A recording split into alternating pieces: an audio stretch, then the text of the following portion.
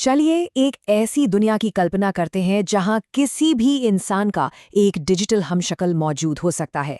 अब ये सिर्फ एक ऑनलाइन प्रोफाइल नहीं है, बल्कि एक सोचने समझने वाला उसी इंसान का एक जीता जागता वर्चुअल रूप है। आज की हमारी ये पड़ताल इसी क्रांतिकारी और सच कहूं तो थोड़ी डरावनी संभावना पर है। जरा इस सवाल के बारे में सोचिए।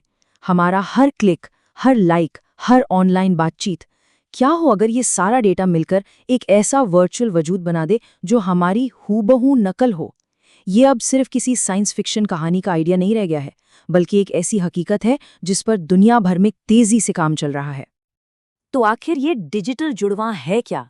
देखिए, ये सिर्फ डेटा का एक कलेक्शन नहीं है। नहीं, ये एक डायनेमिक, इंटेलिजेंट मॉडल है। मतलब एक ऐसा मॉडल जो लगातार सीखता रहता है, खुद को बेहतर बनाता है और असल में किसी भी इंसान का एक जीता जागता डिजिटल प्रतिबिंब बन जाता है। तो सवाल ये उठता है कि ये दूसरा मैं आखिर बनेगा कैसे? और ये कॉन्सेप्ट आया कहाँ से है? चलिए समझते हैं। मजे की बात यह है कि हमशक्ल का आइडिया कोई नया नहीं है। पुरानी कहानियों में तो इसे एक बुरा शगुन माना जाता था। आज के दौर में इंडस्ट्री में भारी भरकम मशीनों और यहाँ तक कि पूरे पूरे शहरों के डिजिटल ट्विन बनाए जाते हैं ताकि उन्हें बेहतर तरीके से मैनेज किया जा सके। और अब अगला कदम हम इंसानों का है। तो ये काम कैसे करेगा? असल में ये एक टू वे प्रोसेस है, एक फीडबैक लूप। इंसान का हर तजुर्बा और हर फैसला उसके डिजिटल जुड़वां को ट्रेन करता है और बदले में वो जुड़वां उस इंसान की मदद करने या उसके लिए काम करने में और भी ज्यादा काबिल हो जाता है। ये सीखने और सिखाने का एक ना रुकने वाला साइकिल है। और इसकी काबिलियत सचमुच हैरान करने वाली है। सोचिए, एक ऐसा असिस्टेंट जो बिल्कुल अपने मालिक की तरह ही सोचे, एक ऐसा प्रतिनिधि जो ठीक उसी की तरह मोल भाव करे, और यहाँ तक कि किसी इंसान की यादों और ज्ञान को उसके जाने के बाद भी हमेशा के लिए जिंदा रखे। इसकी संभावनाएं लगभग बेहिसाब हैं। चलिए अब इसके अविश्वसनीय फायदों की बात करते हैं। अगर इस टेक्नोलॉजी का सही इस्तेमाल हो तो ये हमारी जिंदगी को कैसे बदल सकती है। आइए देखें कि ये यूटोपिया, ये आदर्श दुनिया कैसी दिख सकती है। हेल्थ केयर के फील्ड में तो इसका असर किसी चमत्कार से कम नहीं होगा।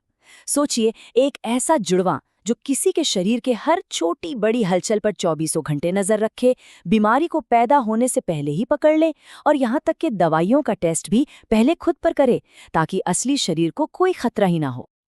और हमारे काम करने के तरीके पर इसका क्या असर होगा? कल्पना कीजिए, एक ही इंसान की क्षमता 100 गुना बढ़ जाए। एक इंसान एक ही समय में दर्जनों मुश्किल काम निपटा रहा है क्योंकि उसके डिजिटल जुड़वा उसकी तरफ से वो सारे काम कर रहे हैं। प्रोडक्टिविटी में ऐसा उछाल आज की तारीख में तो सोचना भी मुश्किल है। इससे काम और एजुकेशन का पूरा ढांचा ही बदल जाएगा। एक ऐसा पर्सनल ट्यूटर जो जानता हो कि किसी स्टूडेंट को सबसे अच्छी तरह से कैसे समझ आता है, या फिर एक ऐसा साथी जो हर किसी के लिए हमेशा मौजूद हो। ये टेक्नोलॉजी वाकई में जिंदगी के हर पहलू को छूने और बदलने की ताकत रखती है। लेकिन जैसा कि कहते हैं, हर सिक्के का एक दूसरा पहलू भी होता है और यहीं से कहानी एक बहुत ही गहरा, एक बहुत ही सीरियस मोड़ लेती है। इन सभी शानदार वादों के पीछे कुछ बहुत ही गंभीर और अनसुलझे सवाल भी छिपे हुए हैं। और सबसे बड़ा, सबसे बुनियादी सवाल यही है, अगर ये डिजिटल आप मौजूद है तो आखिर इसे कंट्रोल कौन करेगा? क्या वो हम होंगे या कोई और? यहीं पर असली संघर्ष शुरू होता है। क्या हम अपने इस डिजिटल वजूद के मालिक होंगे जिसे हम जब चाहें एक क्लिक में डिलीट कर सकें, या फिर जिस कंपनी या सरकार ने इसे बनाया है उसका इस पर अधिकार होगा? ये तो अपने ही वजूद पर कंट्रोल की लड़ाई है। और यहाँ से सवाल और भी ज्यादा गहरे हो जाते हैं। अगर किसी का डिजिटल जुड़वां कोई फ्रॉड या कोई क्राइम कर दे तो सजा किसे मिलेगी? असली इंसान को या उस कोड को? और किसी की मौत के बाद क्या वो डिजिटल आत्मा वाकई वही इंसान है या सिर्फ डेटा से बनी एक परछाई?